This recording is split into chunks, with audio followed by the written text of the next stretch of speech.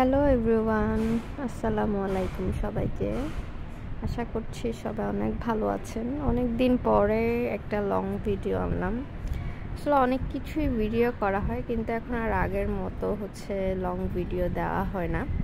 এখানে আমের যেহেতু এখন সিজন, অবশ্যই সবার ঘরে ঘরে এখন বিভিন্ন ধরনের আমের আচার সবাই বানিয়ে রাখবে। এটাই নিয়ম, যাতে সারা বছর নেক্সট আম না আসা পর্যন্ত কিন্তু এগুলো সবাই সংরক্ষণ করে রাখে আমের আচারটা বানিয়ে।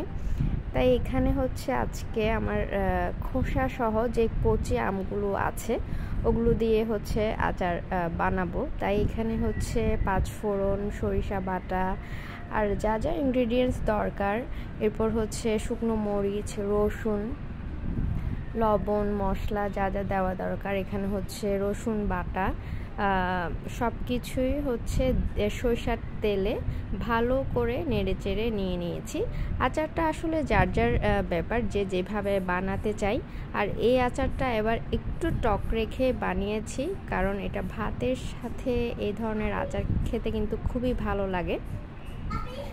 যাই হোক, এদিকে সব কিছু নেড়ে চেড়ে আমি সব কিছু রেডি করে নিচ্ছিলাম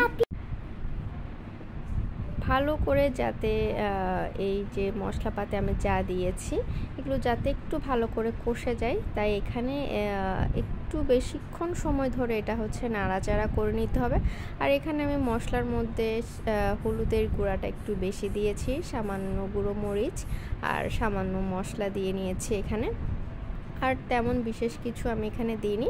আর সাথে স্বাদ মতো চিনিটা অ্যাড করে দিয়েছি।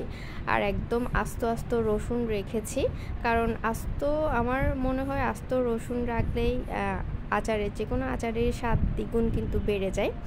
এরপর এখানে খোসা ছেড়ে এই আটি ফেলে খোসা সহ যে আম ছিল ওগুলো ছোট ছোট টুকরো করে একটু সিদ্ধ করে, একটু হলুদ দিয়ে সিদ্ধ করে এটা রোদে শুকানো হয়েছে।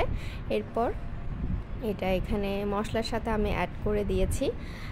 দেখেন কি লোভনীয় এখনই লাগছে, আমার তো এখনই খেয়ে ফেলতে ইচ্ছে করছে।